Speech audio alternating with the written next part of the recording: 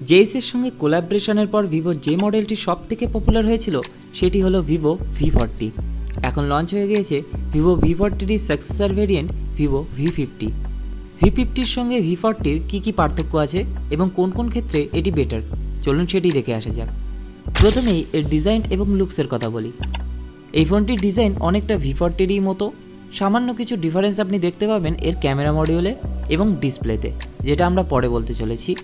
এর thickness 0.739 centimetre এবং এর হ্যান্ডফিলও অনেকটাই বেটার হয়ে গিয়েছে ভিভো V40-র তুলনায়। এবার কথা বলা যাক এর ডিসপ্লে সম্পর্কে। এটিতে ব্যবহার করা হয়েছে কোয়াড কার্ভ ডিসপ্লে, যার জন্য এর ভিডিও ভিউইং এক্সপিরিয়েন্স ইমার্সিভ। তাই ডুয়েল স্টুডিও স্পিকার ও ডিসপ্লে এই দুটি থাকার জন্য মিডিয়া কনজাম্পশনের পক্ষে এই ফোনটি অনেকটাই বেটার। এবার আসি প্রসেসরে।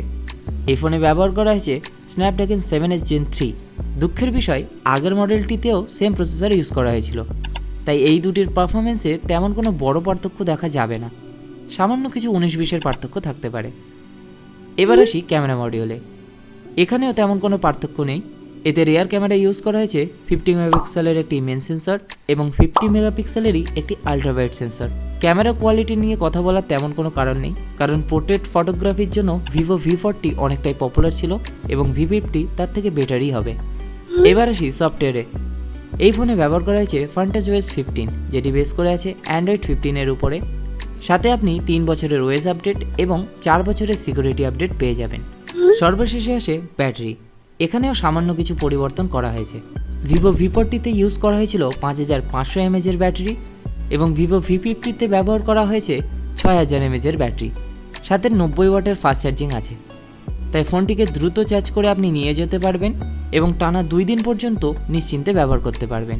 এই ফোনটির প্রাইসও ভিভো V40 থেকে খুব একটা বেশি নেই, মাত্র 1000-2000 এই পার্থক্য দেখতে পাবেন এই দুটি ফোনে। তাই আমার মতে 1000-2000 বাঁচানোর জন্য ভিভো V40 মডেলটি না নিয়ে ভিভো V50 মডেলটি নেওয়াই আপনার পক্ষে শ্রেয় হবে।